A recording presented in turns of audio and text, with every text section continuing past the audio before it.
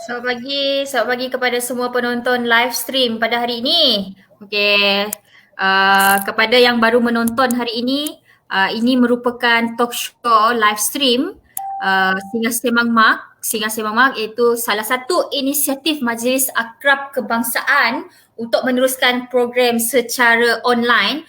Memandangkan kita sekarang ni norma baru, kita tak dapat nak kumpul crowd dalam satu tempat. So kita buat lagi program yang macam ni, Majlis Kebangsaan. So hari ini saya ingin memperkenalkan moderator kita, Encik Muhammad Fauzi bin Haji Arifin yang juga merupakan Esko Majlis Akad Kebangsaan. Okey, sebelum ni moderator kita Encik Roslan. Hari ini saya datangi dengan saya persembahkan hari ini Encik Muhammad Fauzi Arifin yang juga merupakan Presiden Akrab Kementerian Belia dan Sukan dan juga beliau merupakan pengarah IKBN di mana ya, Cik Fauzi? IKTBN Bacok. IKTBN Bacok. Kepada yang baru menonton, terima kasih kerana bersama-sama kami pada hari ini. So apa khabar Cik Fauzi hari ini? Sihat? Alhamdulillah baik, sihat. Hari ini memang bekerja ke office ke Cik Fauzi? Ada di office. Ada di office. Okey, macam mana keadaan di Kelantan sana? So Cik Fauzi sendiri dah dapat vaksin tak? Saya sudah 2 hari lepas saya dapat dos yang pertama. Syukur Tuhan. Okey, untuk makluman kepada rakan-rakan Facebook Majlis Akad Kebangsaan, daripada maklumat Jawatankuasa Khas Jaminan Akses Bekalan Vaksin COVID-19 JKJAF 6 Julai 2021 11.59 malam, kita telah mendapat seluruh rakyat Malaysia pemberian dos pertama dan dos kedua 340,043 telah menerima vaksin. Tahniah kepada rakyat Malaysia yang sudah divaksinasi dan kepada yang belum mendapat vaksin dan tengah menunggu queue, orang cakap harap bersabar kerana kita orang cakap tengah menunggu sebabnya sekarang ramai PPV dah buka, so should be everything going to be smoothly dan masing-masing akan dapat tarikh vaksinasi. So kepada rakan-rakan di luar sana yang menonton live stream pada hari ini, jangan lupa share posting ini agar rakan-rakan di luar sana turut sama-sama menonton untuk talk show Singa Semang Mak kita pada hari ini. Okey Cik Fauzi, berkenaan tajuk hari ini, saya amat suka dengan tajuk ini, sangat suka. Sebabnya apa? Sebab berkaitan lagi dengan keadaan kita semasa sekarang ni pandemik. Rata-rata daripada di luar sana memang mengalami masalah kewangan. Mungkin ada di antara kita yang orang cakap dibuang kerja, ada yang dikurangkan pendapatan, dikurangkan gaji due to keadaan ekonomi yang tidak stabil. So Encik Fauzi, apa pandangan Cik Fauzi berkenaan tajuk pada hari ini? Ya, saya rasa tajuk kali ini sangat bagus untuk kita kongsi bersama dengan rakan-rakan ahli akrab dan juga penjawat-penjawat awam kerana kita memang terlibat secara langsung di dalam pengurusan kewangan setiap hari. Terutama sekali apabila kita membawa rakan-rakan kita daripada AKPK, sudah tentu mereka mempunyai ekspertis untuk membantu kepada mereka yang terkesan akibat daripada COVID-19. Baik Cik Fauzi, tajuk hari ni juga memang orang cakap ada, okey, saya nak masuk selitkan juga yang beberapa hari yang lepas saya ada tengok berkenaan dengan bendera putih. It's related also dengan kewangan. So saya orang cakap yang isu sekarang ni berkenaan kewangan is a real. Maksudnya ada yang tak makan di luar sana because of this pandemic. So orang cakap aspirasi untuk menumbangkan bendera putih is a good sebenarnya bagi pandangan saya sendirilah. So mungkin hari ini, tajuk hari ini juga mungkin daripada pegawai AKPK ya, pegawai AKPK daripada Kelantan ya Cik Fauzi. Maafkan saya jika tidak betulkan saya. Betul. So hari ini beliau ada dalam konti, saya jemput beliau untuk sama-sama dengan kita pada hari ini. Selamat pagi Encik Muhammad Rizauddin. Ya, Assalamualaikum warahmatullahi wabarakatuh. Cik Ros dan juga Cik Muhammad Fauzi. Ya. Selamat pagi. Sehat Selamat Cik pagi. Muhammad Rizaldin? Sehat Alhamdulillah, sehat walafiat ya. Okey, sebelum Kira juga sihat ya. sebelum tu saya ingin mengucapkan jutaan terima kasih kepada Encik Muhammad Rizaldin daripada KPK Kota Baru. Kita import daripada Pantai Timur kali ini untuk menjadi panel jemputan kita untuk SSM Singgah Sembang Mak siri ke-11 untuk tahun ini. Siri ke-11 itu saya cakap tahniah kepada Majlis Zakat Kebangsaan menganjurkan program sebegini. Terima kasih kepada panel kita kerana sudi untuk menjadi panel kita berkenaan dengan apa orang cakap memberi perkongsian berkenaan dengan kewangan. So saya ingin menyerahkan SSM Singgah Sembang pada hari ini kepada panel kita, kepada moderator kita Encik Muhammad Fauzi bin Haji Arifin yang juga merupakan pengerusi akrab Majlis Akad Kebangsaan yang juga merupakan pengerusi akrab Kementerian Belia dan Sukan dan Esko Majlis Akad Kebangsaan dan panel jemputan kita Encik Muhammad Rizaldin daripada AKPK Kota Baru. Dipersilakan. Terima kasih Ros. Bismillahirrahmanirrahim. Alhamdulillahirabbil alamin wassalatu wassalamu ala asyrafil anbiya'i wal mursalin wa ala alihi washabbihi ajma'in. Assalamualaikum warahmatullahi taala wabarakatuh dan salam sejahtera. Selamat datang kepada penonton atas talian bagi program SSM Majlis Akrab Kebangsaan siri ke-11 tahun 2021. Apa khabar tuan-tuan dan puan sekalian yang berada di luar? Saya sentiasa mendoakan semoga tuan-tuan dan puan sentiasa dalam keadaan sihat walafiat, dipermudahkan segala urusan dan dijauhi daripada sebarang penyakit, terutama sekali di musim pandemik COVID-19. Saya juga mempunyai harapan yang tinggi kepada para penonton sekalian supaya setia bersama saya. Hanya dalam tempoh 1 jam saja, bermula jam 10 pagi hingga 11 pagi. Dan sekiranya tuan-tuan dan puan mempunyai apa-apa persoalan yang nak ditanya, jadi tuan-tuan boleh ke ruangan komen. InsyaAllah kami akan memberi jawapan yang terbaik daripada sokongan Encik Muhammad Rizaldin jugalah daripada AKPK. Tuan-tuan dan puan yang saya hormati sekalian,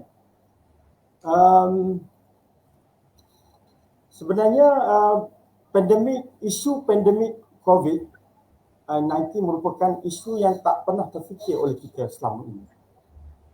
Kita menghadapi banyak cabaran dan dugaan sepanjang tempoh PKP menyebabkan seluruh peringkat masyarakat terpaksa mengamalkan norma baru di dalam kehidupan mereka. Ratusan ribu pesakit COVID telah dapat dikesan dan ada di kalangan mereka yang ditempatkan di pusat-pusat kuarantin dan ada di kalangan mereka juga yang terpaksa diberi suntikan vaksin di pusat-pusat vaksin yang telah dikenal pasti. Jadi selain daripada itu, boleh dikatakan semua sektor ekonomi telah terjejas teruk, menyebabkan ramai di kalangan pekerja-pekerja terpaksa diberhentikan dan ada yang menjadi penganggur tetap. Ini memberi kesan yang sangat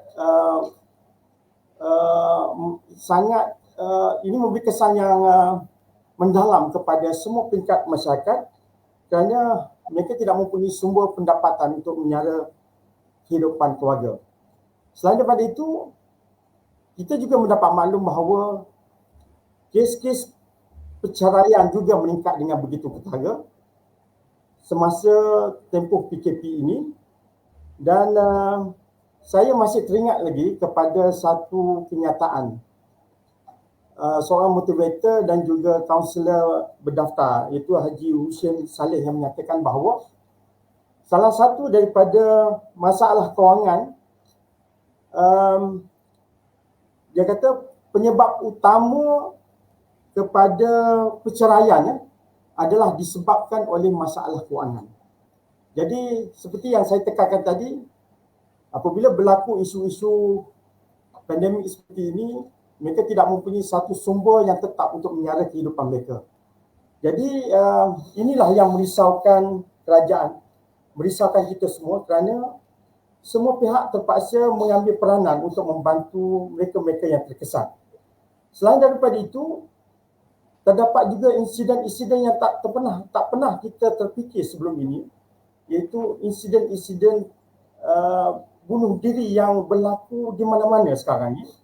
Sebagai contohnya, di Kemaman tempoh hari ada seorang pengusaha restoran telah mengambil tindakan membunuh diri kerana masalah yang berkaitan dengan tekanan ekonomi.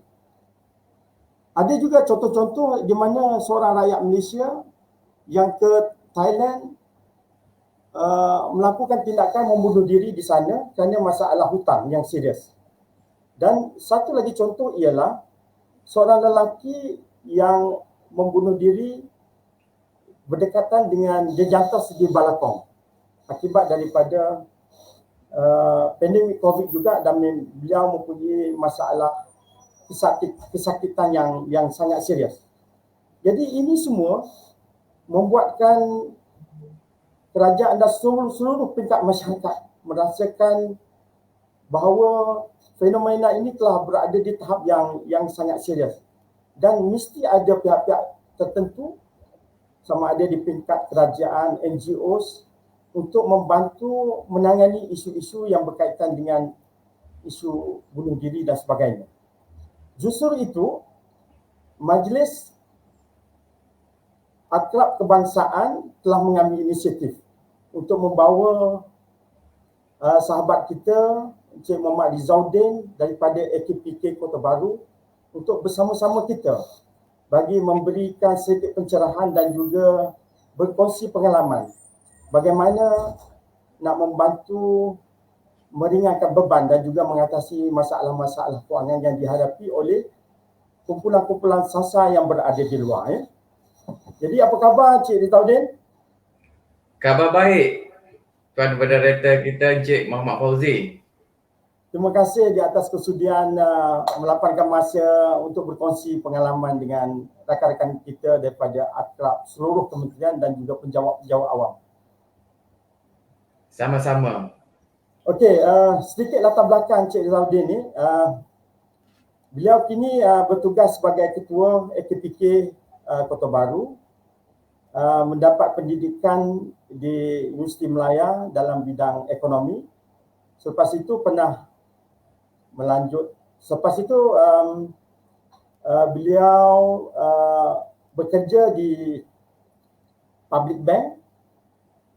Selepas itu beliau meneruskan kerjaya dengan AKPK di peringkat ibu pejabat dan juga Kuala Lumpur. Dan sekarang ini beliau telah kembali ke kampung halaman di AKPK Kota Baru untuk memberi khidmat bakti kepada masyarakat di negeri Kelantan dan juga kepada sesiapa memerlukan pertolongan daripada beliau. Jadi sebelum saya serahkan sesi ini kepada Encik Rizauddin, saya nak minta Encik Rizauddin memberi sedikit maklumat mengenai AKPK dan juga menyatakan apakah tanda-tanda seseorang itu menghadapi masalah kewangan dan puncanya, dan apakah peranan yang akan diambil peranan oleh AKPK untuk membantu masyarakat yang terkesan. Jadi dengan tidak melengahkan masa lagi, saya dengan segala hormat mempersilakan Encik Rizauddin untuk berkongsi pengalaman dengan kita. Silakan. Terima kasih. Saya nak mulakan dengan Tuan moderator kita Encik Muhammad Fauzi dengan pantun dulu ya. Melati kuntum tumbuh melata, sayang merbah di dahan ara. Assalamualaikum dan selamat pagi pembuka bicara. Izinkan saya daripada AKPK membuka kata. Assalamualaikum warahmatullahi wabarakatuh dan salam sejahtera kepada semua penonton dan semua yang terlibat dengan program kita pada hari ini. Terima kasih, saya jutaan saya kepada Cik Ros, ya, kepada Puan Nadia dan juga Encik Rizal, dan khususnya Majlis Akrab Kebangsaan, dan tidak lupa yang saya hormati Tuan Moderator kita Encik Muhammad Fauzi bin Haji Arifin, Pengerusi Akrab Kementerian Belia dan Sukan Malaysia. Alhamdulillah, semoga hubungan AKPK dan akrab, lebih akrab lagi selepas ini, dan program kita pada hari ini saya harap merupakan batu loncatan untuk kita teruskan lagi agenda kita pada masa hadapan, insyaAllah. Jadi tajuk kita pada hari ini berkaitan dengan pengurusan keuangan semasa pandemik COVID. Saya nak kaitkan sedikit sebanyak tentang apakah pengajaran yang kita dapat semasa pandemik COVID ini. Sudah tentu COVID ini memberi kesan buruk kepada kehidupan seluruh umat manusia, tetapi dalam keburukan itu tetap ada kebaikannya. Yang pertama sekali yang boleh saya huraikan, yang saya boleh kongsikan daripada pengajaran daripada COVID ini adalah yang pertama sekali kita panggil kesihatan adalah kekayaan. Maksud dia health is wealth. Maknanya orang ramai mula ambil berat tentang kesihatan, sama ada fizikal ataupun mental, ya. Di mana kita seringkali dengar jarak 1 meter, ya, kita perlu pakai mask, kita elakkan bersalam, ya, secara fizikal, ya. Kita kena sentiasa basuh tangan kita dengan sabun, ya, guna hand sanitizer. Inilah norma baru dalam pandemik COVID ini. Namun yang kedua ini penting, kita nak kaitkan dengan tajuk kita pada hari ini, di mana kesihatan keuangan mula diambil berat oleh ramai rakyat Malaysia khususnya. Mereka pada berlaku COVID ni, mereka mula tertanya-tanya, ada tak simpanan untuk kita gunakan semasa kehilangan pekerjaan? Berapa jumlah yang kita simpan? Lepas tu berapa lama kita boleh bertahan? Mungkin perkataan moratorium sebelum ni tak pernah dengar, tapi sekarang kita dah jadi biasa, perkara dah biasa, benda yang norma baru dalam kehidupan kita, ya. Jadi kita tahu pengurusan keuangan ni penting, tapi kita pun tahu duit ini tidak boleh dibawa mati. Tetapi kita pun tahu juga bahawasanya tak ada duit kadang-kadang rasa macam nak mati ni, Encik Muhammad Fauzi, ini keadaan yang realiti. Kalau kita tengok statistik yang Encik Fauzi sebut tadi pun amat menakutkan berkaitan dengan kes bunuh diri, dan daripada sumber PDRM tadi saya juga boleh ambil contoh, dan remaja mempunyai jumlah yang agak tinggi pada tahun 2019 hingga Mei 2021, di mana mencatatkan 872 orang remaja berumur 15 hingga 18 tahun, ya.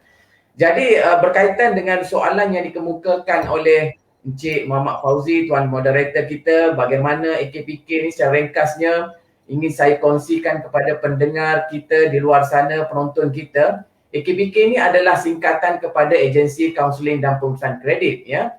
Kita ringkaskan kepada AKPK. Jadi AKPK ni adalah Agensi Bank Negara Malaysia yang ditubuhkan pada tahun 2006. Saya merupakan salah seorang daripada kaki tangan awal di Ibu Pejabat AKPK di Kuala Lumpur. Jadi misi AKPK untuk memperkasa isi rumah dan juga usahawan-usahawan kita supaya mereka mempunyai tahap celik keuangan yang kukuh dalam diri mereka, ya. Jadi 3 perkhidmatan utama yang ditawarkan kepada orang ramai. Yang pertama sekali, apa dia ni? Kami menawarkan program penstrukturan. Contohnya mereka mempunyai hutang. Ya, mempunyai hutang yang tidak terurus, boleh datang jumpa AKPK, di mana kami akan jadi orang tengah berbincang dengan bank untuk struktur balik pinjaman supaya aliran tunai seseorang, tak kira kaki tangan awam ataupun orang swasta yang lain ataupun mereka yang tidak bekerja tapi mempunyai sumber pendapatan, dan mereka mampu membayar hutang mereka berdasarkan aliran tunai masing-masing. Itu yang pertama sekali. Yang setakat ini lebih daripada 330,000 orang telah menyertai program anjuran AKPK ini, ya. Yang kedua, kami juga menyediakan perkhidmatan kaunseling. Kaunseling ini sesuailah untuk ahli-ahli rakan-rakan kita daripada akrab untuk mewar-warkan kepada rakan-rakan kita untuk kaki tangan awam khususnya, untuk mereka mendapatkan khidmat nasihat. Kalau dulu kami buat secara bersemuka, tetapi oleh kerana kekangan daripada COVID ini, perkhidmatan kaunseling ini disediakan secara telefon ataupun atas talian. Dan lebih daripada 1.2 juta individu telah mendapat perkhidmatan nasihat daripada AKPK. Nasihat ni khusus untuk nasihat keuangan, sama ada untuk individu ataupun untuk usahawan.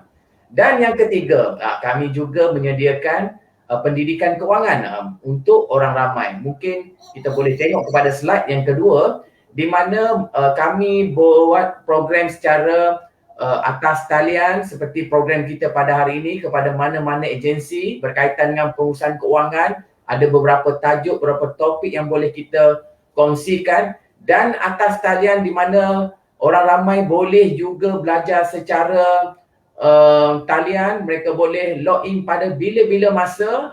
Di skrin ini ada contoh 6 modul yang terlibat. Ini pun secara percuma ya, beberapa modul, dan modul yang saya nak kaitkan Belia Celik Duit ini adalah dengan kerjasama Kementerian Belia dan Sukan.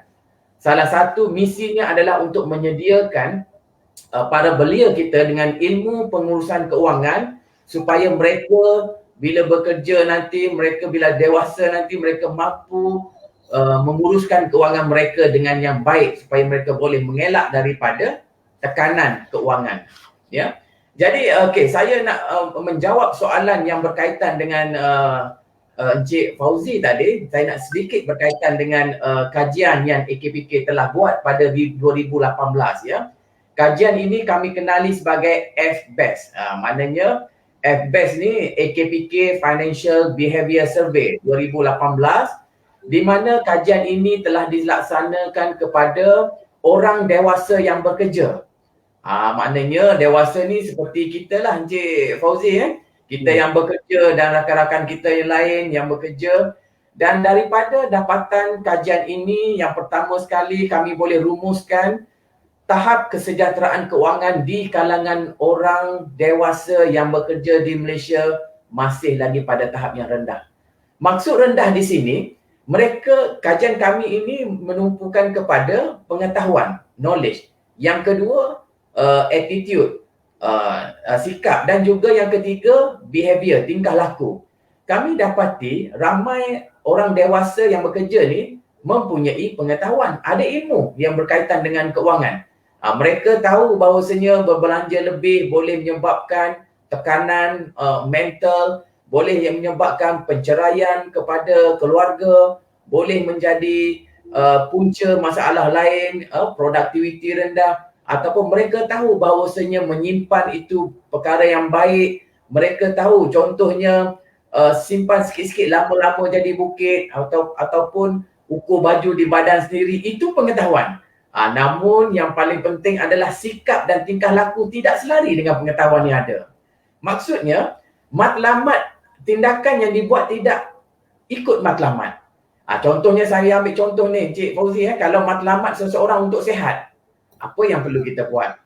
Maknanya kita kena buat exercise, ataupun kalau kita makan, kita kena makan sikit-sikit kan. Itu matlamat kita. Tindakan kita makan sikit-sikit untuk capai matlamat kita sihat. Tapi kalau kita sikit-sikit makan, kita tidak akan tercapai matlamat kita tadi. Sama dari segi keuangan, kalau matlamat kita untuk bebas keuangan, kita kena pinjam sikit-sikit dan berhati-hati. Kalau kita sikit-sikit pinjam, tak akan capai matlamat kebebasan keuangan tadi. Ini dapatan kita yang pertama. Yang kedua, dapatan kita keberhutangan yang tinggi adalah satu isu yang perlu dihadapi oleh majikan. Mana-mana majikan, dia akan terkesan apabila kaki tangan ataupun staf mempunyai hutang yang tinggi. Dia berkait rapat dengan apa? Yang pertama sekali, isu produktiviti. Yang kedua, isu integriti. Yang ketiga, isu rasuah. Mungkin kaitan dengan ponteng. Mungkin ada kaitan dengan isu-isu lain yang boleh memberi penyelewengan contohnya ya. Jadi keadaan ini memberi kesan kepada pihak majikan. Dan yang seterusnya, 3 daripada 10 rakyat Malaysia yang bekerja terpaksa meminjam bagi membeli keperluan asas. Ini amat menyedihkan kalau kita lihat. Sedangkan keperluan asas ni kita perlu gunakan duit daripada pendapatan kita. Tapi kalau kita gunakan tujuan pinjaman untuk tujuan keperluan asas, ini yang boleh memberi kesan yang tidak baik. Kalau kita lihat orang-orang dulu, mereka berhutang untuk tujuan kelangsungan hidup. Tetapi mungkin sekarang dah berbeza, orang sekarang mungkin hidup untuk berhutang. Ini kita kena tukar budaya ini ya. Dan ini yang mungkin yang membanggakan pihak-pihak wanita ni Encik Fauzi Wanita lebih cenderung untuk merancang perbelanjaan mereka berbanding lelaki. Ini kita kena ada open debate kan ni. Tapi kajian AKPK menunjukkan perkara ini betul ya. Dan saya pergi yang last lah ya. 2 daripada 10 rakyat Malaysia sukar untuk menyimpan dalam tempoh 6 bulan. Khususnya mereka yang berpendapatan 2,000 ke bawah. Okey. Menjawab soalan yang ketiga daripada Encik Fauzi tadi, tuan moderator kita tadi, tanda menghadapi masalah. Dia ada tanda dia ya.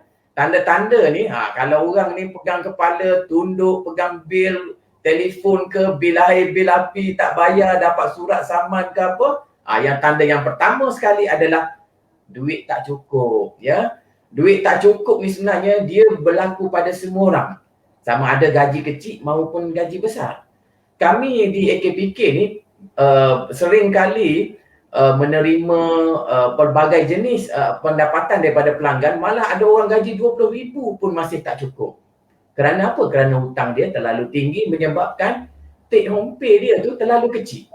Dan juga bila kita lihat mereka sentiasa buat pinjaman, tak cukup pinjam dengan bank, mereka pergi dengan rakan-rakan, tak cukup dengan rakan, mereka pergi dengan alung, tak cukup dengan alung, dengan angah pun, dengan siapa lagi, dengan cetia ke, dia orang akan pergi.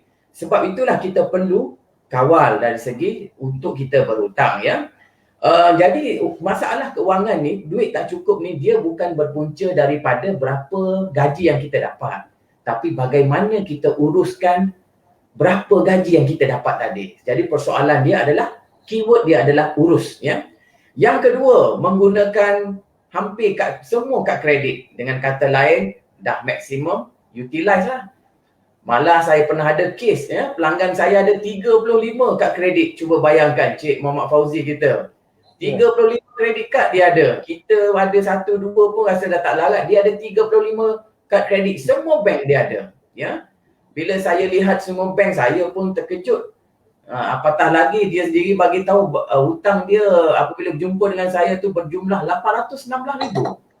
Bayangkan dia kena bayar sebulan adalah 40,000 minimum tiap-tiap bulan ya. Terusnya tanda-tanda yang lain, bila bayaran balik melebihi 60% ya. Kita boleh lihat berdasarkan slip gaji kita, kadang-kadang dalam tu ada tulis sebelah kiri pendapatan kita lihat mungkin syukur kita, alhamdulillah. Sebelah kiri ada pendapatan kita, rezeki kita. Tetapi sebelah kanan inilah yang memain peranan. Kita tengok di mana wang kita keluar, di mana kebocoran kita. Kalau kita membayar hutang melebihi 60%, itu salah satu tanda-tanda kita memerlukan AKPK untuk bantu kita ya.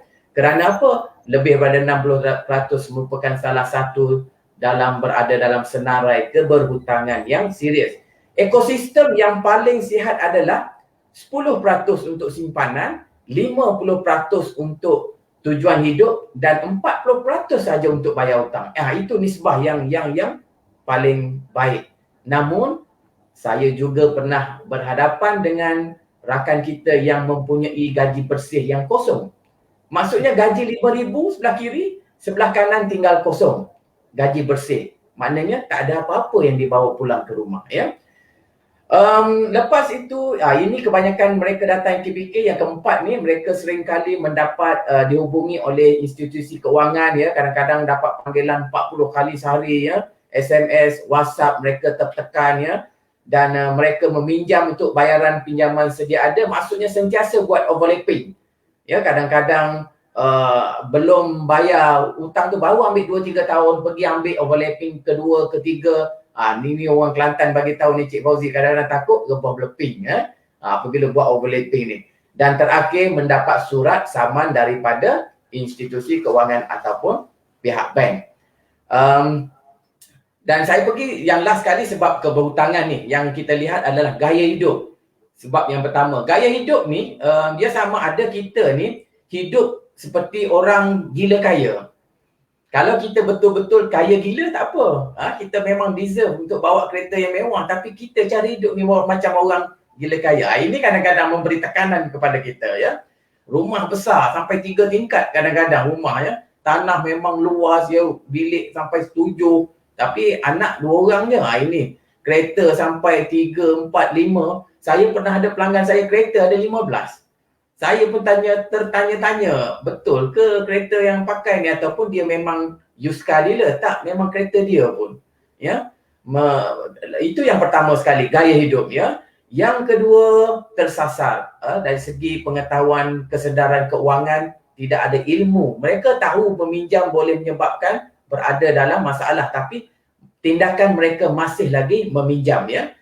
Dan tamak ini lebih merujuk kepada terjebak dengan skim cepat kaya ya, duit yang dilabur lebur macam tu je ya, ataupun terjebak dengan scammer. Saya pernah dapat satu kes seorang wanita terjebak dengan scammer dan kehilangan RM576,000 dengan membuat pinjaman di bank dan mencagarkan barang kemas dia untuk diberikan kepada pihak scammer.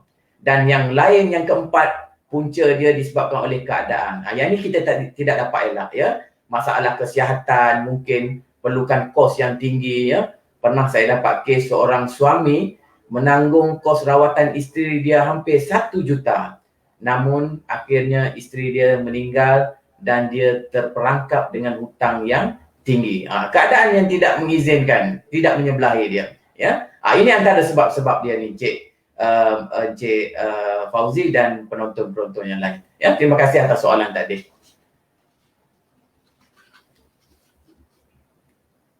So, kita seterusnya Encik Fauzi kepada klik video Encik Fauzi ya. Kita ada 4 video untuk tontonan kita.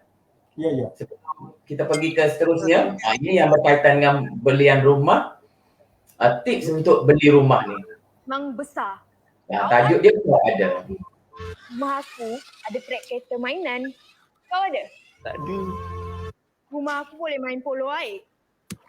Kau ada? Tak ada. Kolam renang dia ni kali isi bila air dah cukup untuk mandi sebulan. Kau ada? Tak ada. Rasa je tu. Bil elektrik rumah dia ni cecah 2,000. Mana taknya aircon, lampu, TV pasang 24 jam. Kau ada? Tak ada. Untuk ngeberesin rumah ini aja perlu pakai 5 orang. Setiap seorang gajinya 2,000. Kau ada? Tak ada. Untuk jaga rumah ni kena ada 5 orang tukang kebun. Kau ada? Tak ada. Setiap bulan dia bayar rumah ni dekat bank 10,000. Kau ada? Aku tak ada. Tapi kau ada ke duit nak bayar semua ni? Tak ada. Besar rumah, besarlah belanjanya. Jangan sampai begitu. Tanya AKPK terlebih dahulu sebelum membuat sebarang keputusan kewangan. #AskAKPK. Okey, kita pergi kepada video yang kedua. Ini merupakan punca-punca timbulnya masalah kewangan ya. Ini berkaitan dengan kad kredit. Tajuknya kau ada. Ni kad kredit Platinum. Kau ada? Bukan 1, tapi 10. Kau ada? Aku boleh beli beg tangan ni. Kau ada? Aku boleh makan sedap-sedap dekat sini. Kau ada? Kau like sekarang? Okay. Apa yang kau nak? Aku swipe je. Kau ada, kau ada, kau ada, kau ada, kau ada, kau ada, kau ada, kau ada. Cik Sheila ada? Anak teman popular. Ramai orang cari dia. Kau ada? Siapa telefon tu, Mak? Bank. Bank? Bank pun cari anak teman. Kau ada?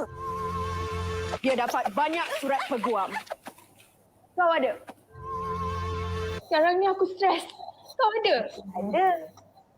Drama ni hidup kau. Kad. Nanti hutang meningkat. Jangan sampai begitu. Tanya AKPK terlebih. Okey, kita cuba pergi kepada video yang ketiga dan kita ada 2 lagi video. Yang ketiga yang berkaitan dengan karakter, ya. Sama-sama kita saksikan video kita ni, ya. Tajuknya pun hampir sama, Kau Ada.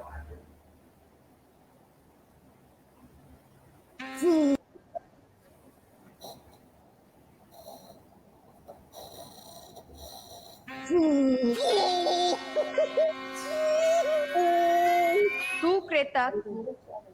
Kau ada? Kereta aku boleh cucuk ESP.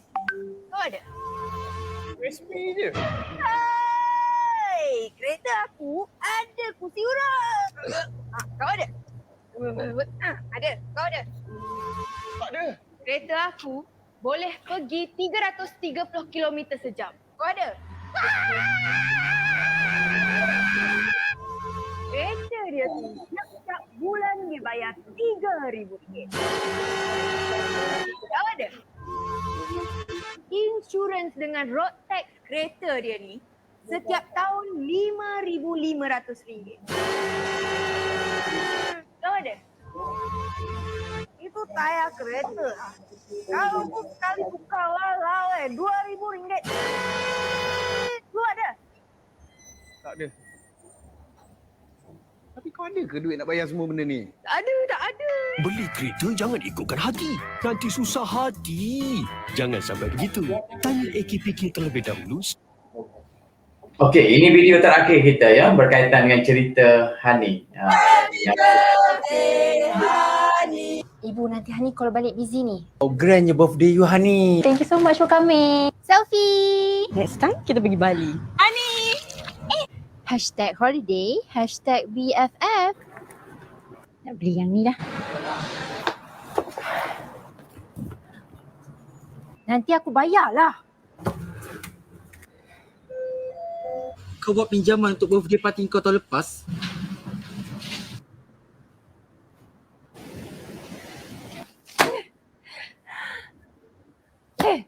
I'm so sorry, semua tak boleh harap.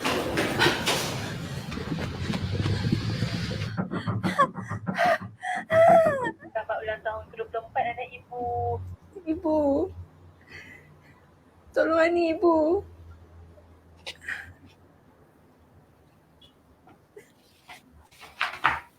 Okey, itu antara video untuk tontonan kita. Rumusan yang boleh saya kongsikan dengan pendengar-pendengar kita, penonton kita pada hari ini adalah kita perlu berhati-hati sebelum kita buat sebarang keputusan untuk membeli kereta, membeli rumah, memiliki kad kredit ataupun sebarang bentuk keputusan keuangan. Sekiranya kita tidak berhati-hati, kemungkinan boleh menjerumus kita ke dalam perangkap hutang. Untuk keluar dalam perangkap ni yang masalah ni.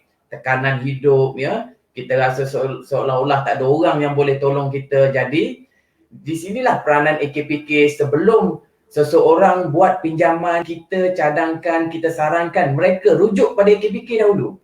Dengan gaji sekian berapa saya layak untuk beli rumah? Dengan gaji sekian berapa saya layak untuk beli kereta contohnya? Berapa kredit kad yang perlu saya ada dengan limit dia contohnya? Dan di sinilah juga perlu kita didik diri kita untuk bezakan antara keperluan dengan kehendak, ya. Kalau kita utamakan kehendak, saya percaya manusia ni memang mempunyai kehendak yang tidak terbatas, tetapi kita mempunyai sumber kewangan yang terbatas, ya. Ini kita punya panduan untuk penonton-penonton kita di luar sana, ya. Cik Fauzi, saya boleh teruskan untuk peraturan meminjam? Okey, peraturan meminjam ini kepada penonton kita ada asas, ada tip dia, ya. Kita panggil SOP, PKP juga ni. PKP maksudnya pengurusan kewangan peribadi. Kalau kita tidak ikut peraturan ataupun SOP, PKP, pengurusan kewangan peribadi ni, kemungkinan ia boleh menjadi satu virus. Virus ni jika kita tidak rawat, tidak kekang, dia boleh jadi satu kluster. Kluster hutang. Kluster ni mungkin boleh memberi kesan kepada diri kita. dan juga mungkin boleh berkesan kepada pasangan kita dan ahli-ahli keluarga kita ataupun rakan-rakan kita ataupun jiran kita ya. Jadi kita perlu kawal, kita perlu ikut SOP kita yang kita perlu amalkan. Yang pertama sekali yang kat sini yang saya nak kongsikan dengan pendengar-pendengar penonton kita ni, bila kita buat pinjaman ni, sebenarnya meminjam ini tidak salah kerana dalam dunia sekarang, dunia moden pada hari ini tidak ada orang mungkin boleh mengelak daripada buat pinjaman. Saya buat pinjaman. Saya percaya ramai di luar sana yang terlibat dengan pinjaman kerana itu dah jadi satu keperluan kepada kita. Namun, kita perlu ukur baju di badan sendiri.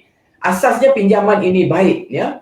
Tapi kalau kita ikut SOP, kita akan buat pinjaman tu jadi pinjaman baik. Kalau tak ikut SOP, kita akan buat pinjaman itu jadi pinjaman jahat. Di situlah adanya perkataan hutang baik ataupun hutang jahat ya. Baik atau jahat hutang tu bukan kerana hutang tetapi kerana orang yang mengambil pinjaman tersebut ya. Orang boleh meminjam dan dia jadi kaya. Orang boleh meminjam, dia jadi miskin, malah boleh jadi bankrupt. Di sinilah kita boleh panggil, kalau kita guna hutang ni dengan cara baik, kita akan dapat faedah dia. Kalau kita guna hutang tu dengan tidak baik, ini yang istilah orang Kelantan ada bagi tahu ni, kita boleh pedoh dia. Maknanya guna hutang cara baik boleh faedah. Kalau kita salah guna, kita boleh pedoh dia ya. Boleh pedoh ni boleh kesan buruk lah ya. Okey, sebelum pinjaman biasanya berlaku, biasanya seseorang tu akan rasa seronok. Contohnya kita rancang nak beli kereta. Kita dah buat angan-angan, kita rasa seronok bila kita dapat kereta. Itu sebelum buat pinjaman. Seolah-olah kita bercakap soal syurga, soal kelahiran, benda yang menggembirakan. Benda yang memang seronok sebab apa? Boleh bawa kereta baru contohnya kan. Tapi yang jadi masalahnya adalah selepas pinjaman itu lulus. Sama ada kita rasa seronok lagi ke tidak? Kadang-kadang seronok tu ada tapi bukan seronok biasa dah. Seronok apa? Seronok mati kadang-kadang. Sebab apa? Sebab kita terpaksa bayar kalau pinjaman kereta mungkin 5, 6, 7, 8, 9 tahun. Kalau rumah cuba bayangkan 30 tahun, malah ada 35 tahun, malah ada yang 40 tahun. Macam mana kita nak survive untuk bayar selama 30 tahun ya. Jadi layak atau mampu adalah dua perkara yang berbeza. Mungkin kita rasa kita layak tetapi adakah kita mampu bayar pinjaman ini untuk tempoh yang disebutkan tadi? Mungkin kita mampu tahun ini, tahun berikutnya kita tak mampu. Itu persoalan yang perlu kita ukur dulu dengan keadaan keuangan kita ya. Jadi bila kita tak mampu, hutang tadi yang mula-mula kita rasa seronok tadi sekarang dah tak rasa seronok. Sekarang seolah-olah kita tak wujud lagi kegembiraan, kita rasa tengok kereta tu satu bebanan. Kalau sebelum ni kita naik kereta, kita enjoy naik kereta, tapi sekarang kita rasa macam kereta pula naik atas kita ya. Jadi kita seolah-olah bercakap soal kematian, soal neraka, soal yang tidak menggembirakan kita bila kita tidak mampu bayar hutang. Jadi tips kita untuk kekal sentiasa seronok ni bila kita berhutang ni, ini yang perlu kita lihat. Yang pertama kali cuba kita lihat sebelah kiri kita. Pastikan tuan-tuan dan puan-puan kita buat pinjaman untuk tujuan produktif saja. Produktif maksudnya tujuan yang boleh memberi pulangan kepada kita dan bukannya memberi penangan. Ingat produktif, mana hutang baik yang boleh memberi faedah dan bukannya hutang tidak baik, hutang jahat tadi yang boleh memberi faedah kepada kita. Yang beri produktif yang baik ni adalah kita boleh menikmati dan kita boleh bayar pinjaman kita tanpa sebarang gangguan. Maknanya kita layak dan kita mampu bayar sampai bila-bila ya. Kalau kita tengok produktif ni, yang kedua adalah mengikut kemampuan. Mengikut kemampuan ni mudah pengiraan dia tuan-tuan dan puan. Kita tengok gaji kita kira berapa kita bayar semua hutang kita sebulan, kita campur jumlah dan kita bahagi dengan jumlah pendapatan kita. Dia akan keluar satu formula dan kalau melebihi 40%, kita berada dalam keadaan perlu waspada. Sebab yang disarankan nisbah hutang ni tidak lebih daripada 40%. Ambil contoh, kalau gaji kita 1,000, 400 diperuntukkan untuk bayar hutang. Kalau gaji 2,000, 800 untuk bayar hutang. Gaji 3,000, kita darab lagi. Berapa? 1,800, 1,200 dan seterusnya. Itu kemampuan dari segi nisbah yang disarankan. Dan hutang ni wajib kita bayar. sama ada dituntut ataupun tidak sebagai peminjam kita wajib bayar ya. Jadi saya nak kaitkan cerita produktif ni macam mana. Kita boleh ambil satu contoh lah ya. Analogi dia. Kalau kita diberi satu ekor ayam, kalau kita sembelih ayam tu, maknanya ayam tu tak wujud lagi. Kita rasa seronok dan kita rasa gembira sebab kita boleh enjoy masakan.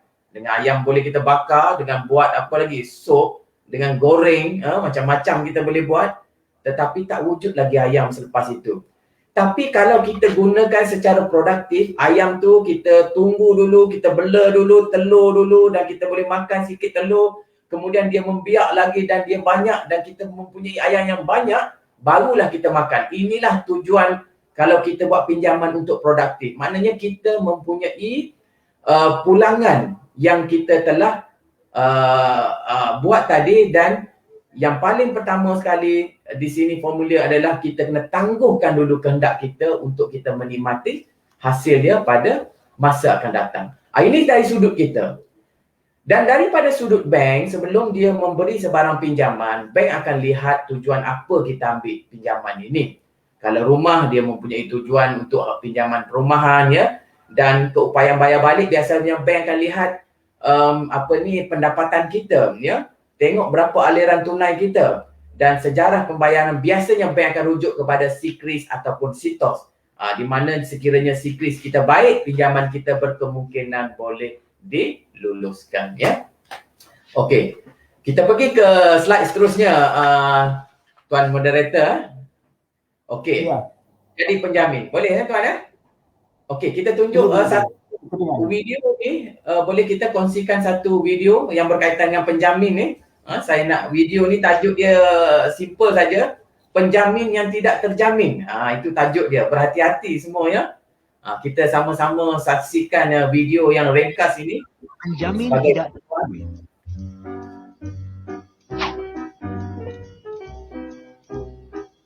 Sam dan Ling telah menjalin hubungan semenjak mereka belajar di college lagi. Selepas beberapa tahun berpacaran, Ling telah meminta Sam untuk menjadi penjamin kepada pinjaman sewa beli kereta barunya.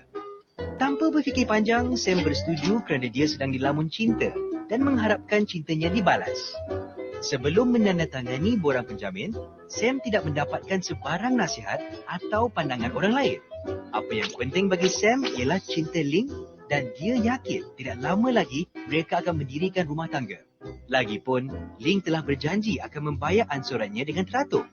Selang beberapa bulan kemudian, ansuran pinjaman sewa beli Ling sudah mula tertunggak. Sam, seperti yang telah dijangkakan, sekali lagi termakan dengan pujuk rayu Ling dan menolong Ling membayar ansuran pinjaman tersebut sehinggalah pada suatu hari, Sam mengetahui bahawa Ling sebenarnya telah bertunang dengan orang lain. Kerana terlalu kecewa dengan perbuatan Ling, Sam membawa hati lukanya dengan berpindah ke tempat lain. Malah Sam juga telah beberapa kali bertukar kerja.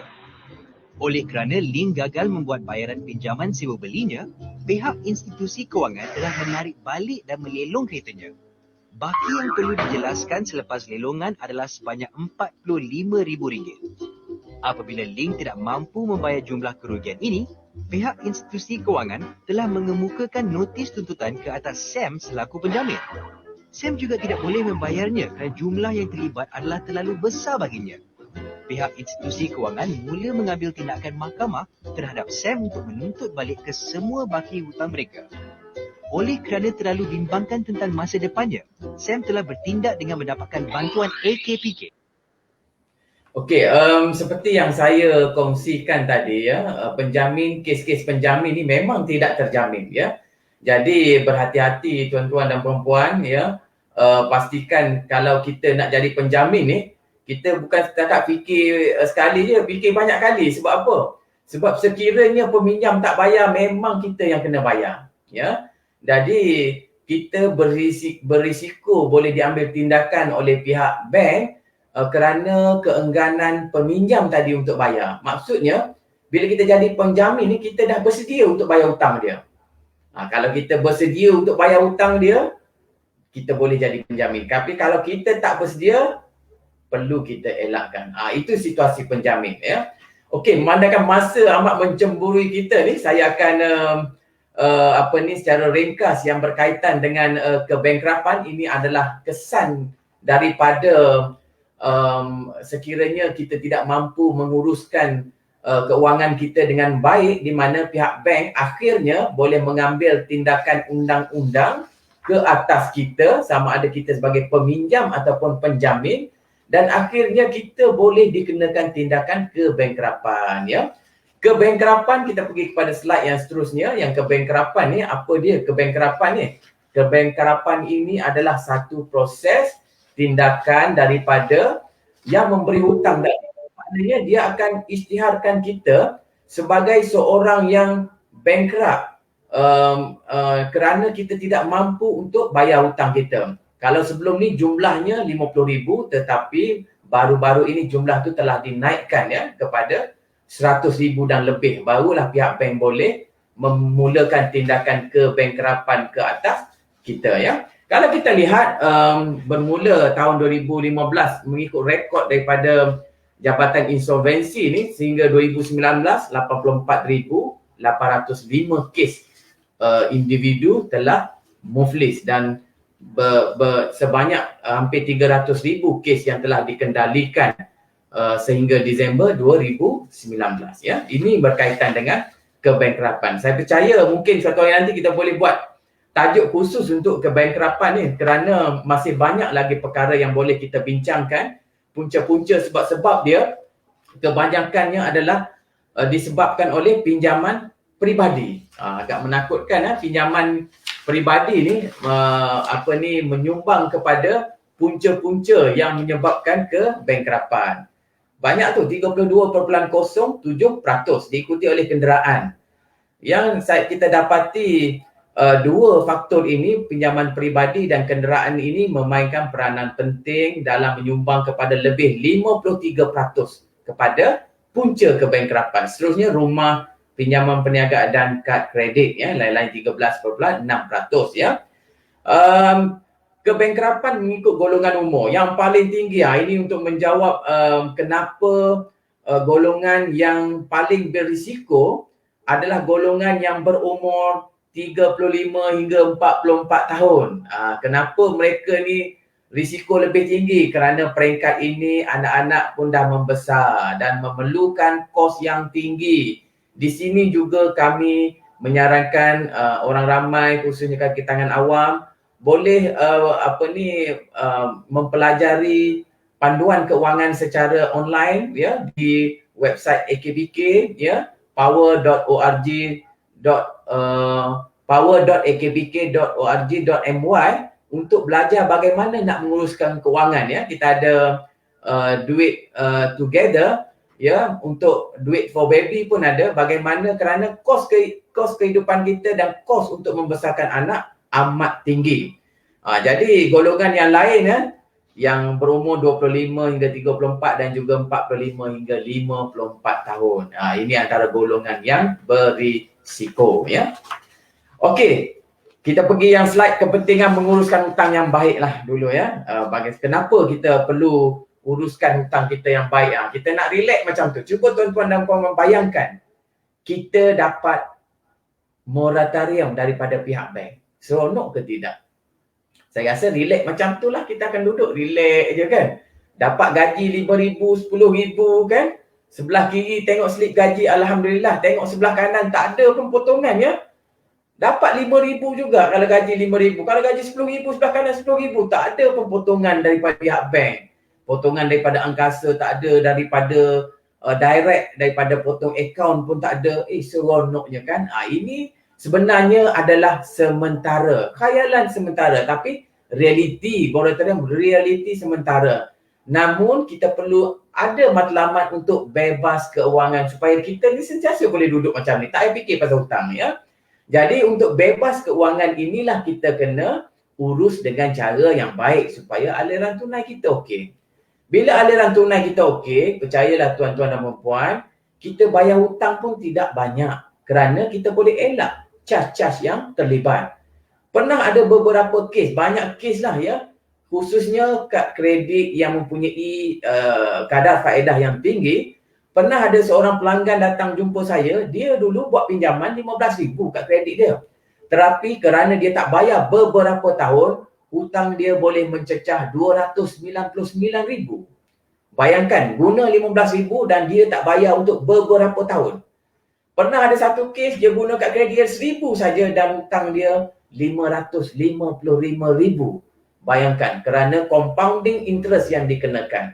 Bayangkan kita kena bayar yang mahal sekiranya kita tertunggak pinjaman kita, ya. Dan secara tidak langsung kita boleh mengurangkan kos pinjaman kalau kita uruskan dengan baik. Dan bila kita nak buat pinjaman yang lain, kedudukan kredit kita baik, hubungan kita dengan rakan-rakan pun okey. Tak adalah kita ni contohnya, kan kadang-kadang ni kita pun tahu ada rakan-rakan kita ni tak ada kerja lain, bila dia WhatsApp kita nak pinjam duit aja. Kita pun tak naklah orang cop kita ni, kamu ni hutang apa ni, kalau WhatsApp ni tak ada kerja lain, nak minta hutang ya. Jadi hubungan kita pun mungkin tidak baik dah, dan kita boleh mengelak daripada tindakan mahkamah, ya. Okey, saya pergi kepada cara untuk kita bantu yang terakhir lah, ya, DMP ni. Saya pergi manakala masa kita ni amat terhad sebelum saya buka kepada soalan Q&A.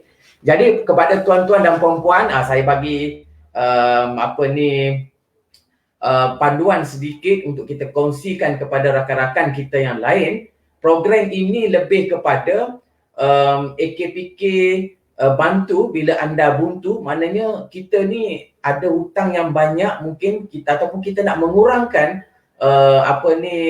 bayaran pinjaman dekat bank, apa yang boleh kita buat. Inilah program dia yang kita pergi ke next slide ni. Jadi kita tidak perlu risau lagi apa yang berlaku hari esok, tapi kita perlu bersedia pada hari ini, ya. Jadi kalau bukan kita, siapa lagi? Ya, kalau tidak sekarang, bila lagi? Itu soalan yang kita tanya, ya. Program ni nama dia program pengurusan kredit. Maksudnya kami akan jadi orang tengah, berunding dengan pihak bank, kami akan buat satu jadual pembayaran baru. Bank-bank tu yang terlibat dengan bank di bawah kawalan bank negara, ya. Ada beberapa syarat, belum muflis, ya, tidak lebih 5 juta pinjaman, ya. Pinjaman ni diambil oleh institusi yang dikawal oleh bank negara. Saya akan bagi satu ilustrasi untuk next slide ni, bagi ilustrasi contoh pengiraan dia. Okey, nampak individu ni sebelum contohnya dia bayar rumah 1,200 contoh, ya, kereta 620, pinjaman peribadi 500, contoh kad kredit dia bayar 500.5. Ini sebelum RM2,870. Selepas mereka datang jumpa AKPK, kami akan struktur daripada 1,200 ke 600 contoh. Maknanya case to case basis lah, ya. Kereta contoh 300, panjangkan tempoh, ya. Personal loan pergi ke 100, ya. Kad kredit daripada 550 pergi ke RM100. Jadi sebelum bayar 2,870 kepada 1,150. Penjimatan yang dapat tadi akan digunakan untuk tujuan kehidupan, ya. Jadi untuk lebih detail, tuan-tuan boleh lihat maklumat di bawah tu ada crawler tu, ya. Boleh layari services.akpk.org.my untuk maklumat lebih lanjut, ya. Boleh rujuk kepada situ, ya. Saya rasa dan bayaran kepada AKPK ni, mandangan kami berbincang dengan bank, mereka akan buat bayaran kepada AKPK dalam secara online saja buat bayaran. Mereka boleh gunakan kaedah FPX ataupun Maybank to You, boleh buat, ya. Ini sedikit sebanyak yang berkaitan dengan program pengurusan kredit ni, Encik Muhammad Fauzi, ya. Dan saya rasa setakat inilah dulu, ya, yang boleh saya kongsikan. Kita buka mungkin untuk Q&A, ya. Yang terakhir daripada saya ni, hiduplah sederhana tanpa hutang, lebih damai daripada kelihatan keraya kerana hutang, ya. Saya kembalikan kepada tuan moderator kita.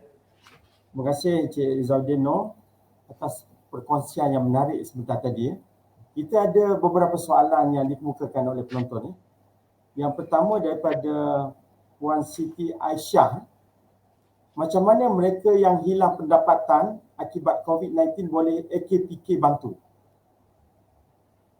Oh, itu soalan yang pertama. Terima kasih kepada yang bertanya tadi, ya. Okey, program pengurusan kredit ni sebenarnya khusus untuk mereka yang mempunyai pendapatan. Ya, maksudnya kalau mereka kehilangan pekerjaan tapi mereka mempunyai sumber pendapatan lain pun okey. Maknanya mereka boleh gunakan PPK ni, kami akan runding dengan pihak bank, kita kecilkan bayaran dan kita akan mereka akan gunakan sumber yang mereka ada untuk buat bayaran. Cuma pengiraan dia technical, kena case to case basis. Tapi bagi yang betul-betul kehilangan pendapatan, tidak ada sumber, kita ada satu skim di mana mereka boleh mohon dan pada bulan pertama mereka tidak perlu buat bayaran untuk 3 bulan contohnya dan kita boleh extend untuk 3 bulan lagi. Sekurang-kurangnya mereka tidak perlu buat bayaran untuk beberapa bulan. Kita bagi satu program khas untuk mereka yang betul-betul tidak ada sumber pendapatan. Tapi pada bulan ke-7 contohnya, mereka kena buat bayaran seperti yang telah dibincangkan tadi. Itu menjawab soalan yang dikemukakan. Okey. Soalan kedua daripada Encik Azlan ya. Penstrukturan semula pinjaman yang melibatkan pinjaman bank yang pelbagai. Adakah AKPK masih boleh membantu? Ya, terima kasih Encik Roslan. Bagus dengan soalan tadi ya. Encik Azlan ya. Ya, bagus dengan soalan tadi. Ya, Azlan. Memangnya AKPK menggalakkan mereka yang mempunyai beberapa bank untuk datang ke AKPK. Sebabnya kalau kita nak runding dengan satu-satu bank ni mungkin ambil masa yang lama dan mengikut rekod kami ni biasanya mereka ada sampai 4-5 bank, malah sampai berbelas-belas bank untuk kami struktur. Tidak menjadi masalah. Maknanya kami akan ambil alih peranan berbincang dengan bank A, B, C, D, E, F tadi dan setiap bank nanti kami akan hubungi dan kami buat satu jadual pembayaran yang baru. Tapi jenis-jenis pinjaman kita akan berbincang dengan pihak kaunselor terlebih dahulu tentang yang mana boleh masuk untuk distruktur dan yang mana tak boleh struktur kerana dia ada teknik pengiraan dia ya. Tapi menjawab soalan Encik Azlan, tidak menjadi masalah beberapa bank untuk masuk dalam program pengurusan kredit AKPK. Okey. Soalan ketiga, ini menarik ni berkaitan dengan moratorium. Apakah pandangan pihak AKPK berkenaan dengan moratorium ini? Ini berkaitan dengan moratorium ni ya. Ini perkataan daripada COVID baru kita dengar ni, moratorium ni. Moratorium secara ringkasnya adalah penangguhan. Jika kita mempunyai masalah aliran tunai, gunalah peluang ini ya. Kerana peluang ini tidak selalunya ada ya. Gunalah peluang ini sebaik mungkin. Duit daripada yang dijimat tadi boleh kita gunakan untuk bina satu dana kecemasan untuk keluarga kita. Setiap keluarga ni dia kena ada sekurang-kurangnya 3 hingga 6 bulan kos hidup. Kalau kos hidup keluarga dia 3,000, dia kena ada berapa? 3 darab 3, 9,000. Ataupun 6 bulan, 6 darab 3, 18,000. 9 hingga 18,000. Duit standby kena ada yang kita panggil dana kecemasan. Secara umumnya penangguhan ini adalah perkara yang baik. Boleh kita ambil, boleh kita manfaatkan. Tetapi kalau kita mampu bayar, teruskan seperti biasa kerana masih ada faedah yang kita perlu bayar kalau kita ambil moratorium. Kalau kita mampu bayar seperti biasa, bayar teruskan sebab kita boleh habiskan dalam tempoh yang telah dipersetujui sebelum ini. Itu jawapan saya kepada soalan tadi. Terima kasih. Kita hanya menerima 3 soalan saja daripada Ada menerima 3 soalan. Alhamdulillah daripada feedback yang kita terima ramai yang menunjukkan respon yang baik dan sangat berpuas hati dengan penjelasan yang diberi oleh Encik Rizauddin. Jadi pada pagi ini kita telah mendapat banyak input daripada Encik Rizauddin, terutama dari segi fungsi AKPK itu sendiri, tanda-tanda menghadapi masalah kewangan, sebab-sebab kebutangan, sebab-sebab kebangkrutan, kepentingan menguruskan hutang dengan baik, program pengurusan kredit dan yang terakhir sekali ialah moratorium. Jadi saya rasa kita akan bersama dengan AKPK pada siri-siri yang akan datang dengan memasukkan beberapa tajuk-tajuk yang menarik, sebagai contoh macam moratorium ke ataupun tajuk-tajuk yang kita akan tengok dari segi semasa ya, yang boleh dimanfaatkan oleh ahli-ahli akrab dan juga penjawat awam seluruh negara. Jadi sekali lagi bagi pihak Majlis Akrab Kebangsaan, saya ucapkan terima kasih kepada Encik Rizauddin atas perkongsian yang sangat menarik pada pagi ini, dan kita berharap AKPK Kota Baru dapat memberi kerjasama yang lebih padu lagi pada masa akan datang pada Majlis Akrab Kebangsaan. Jadi saya serahkan kembali kepada Ros untuk majlis seterusnya. Okey, terima kasih diucapkan kepada Encik Muhammad Rizauddin, AKPK daripada Kota Baru, yang juga merupakan panel jemputan untuk SSM Singgah Sembang Mak siri ke-11 pada hari ini. Dan terima kasih juga kepada moderator kita iaitu Encik Muhammad Fauzi bin Haji Arifin yang merupakan Exco Majlis Akrab Kebangsaan, dan juga pengerusi akrab Kementerian Belia dan Sukan. Kepada penonton yang bersama-sama kami bersiaran pada hari ini 1 jam untuk Singgah Sembang Mak siri ke-11, terima kasih diucapkan. Bagi yang tak sempat nak tonton hari ini, no worries, this is a recorded live streaming, boleh tonton bila-bila masa. Jangan lupa share posting ini agar rakan-rakan tuan-tuan dan puan juga sama turut menonton. Okey, Encik Muhammad Rizauddin, kita berharap program seperti ini diteruskan, sebab sekarang ni yang kita sedia maklum memang apa orang cakap, masalah kewangan ini is not orang cakap bukan perkara yang boleh kita main-main. So this thing will get effect to mental illness, terutama dalam keadaan pandemik sebegini. Kepada penonton juga, semoga program sebegini memberi manfaat kepada semua. Sampai lagi kita berjumpa untuk SSM series seterusnya. Stay tuned with us, keep support us, keep support every program daripada Majlis Akrab Kebangsaan. Boleh saya bagi kata-kata akhir, Cik Ros? Ya, boleh. Okey. Saya nak bagi kata-kata akhir daripada Imam Al-Ghazali ya. Apa yang dia kata ni? Kebahagiaan apabila seseorang itu mampu menguasai nafsunya, ya, maknanya inilah kemampuan, dan manakala kesengsaraan apabila seseorang itu dikuasai oleh nafsunya, ya. Dan saya juga mohon kepada penonton kita untuk memberi maklum balas. Kita boleh gunakan slide Cik Hafizuddin, boleh scan bagi maklum balas kepada program yang kita buat pada hari ini, ya. Ada di slide ini, ya. Kami mengalu-alukan maklum balas daripada peserta-peserta kita, ya. Dan sekali lagi, AKPK tidak melantik mana-mana ejen untuk berurusan dengan pihak AKPK, dan perkhidmatan AKPK adalah percuma. Dan saya nak akhiri dengan satu pantun, ya. Sebelum pantun tu saya nak quote satu. Cermat ketika banyak, jimat ketika sedikit, ya. Pantun saya yang terakhir, buai laju-laju sampai pohon sena. Bila anda buntu, AKPK kan ada. Sekian, terima kasih. Wabillahi taufiq wal hidayah. Terima kasih kepada Cik Ros dan Cik Tuan moderator kita. Semoga kita berjumpa di lain hari, di lain masa atas program kita pada hari ini bersama dengan Majlis Akrab Kebangsaan. Ya, terima kasih banyak kepada Encik Muhammad Fauzi dengan soalan-soalan yang dikemukakan tadi. Wabillahi taufiq wal hidayah. Assalamualaikum warahmatullahi taala wabarakatuh.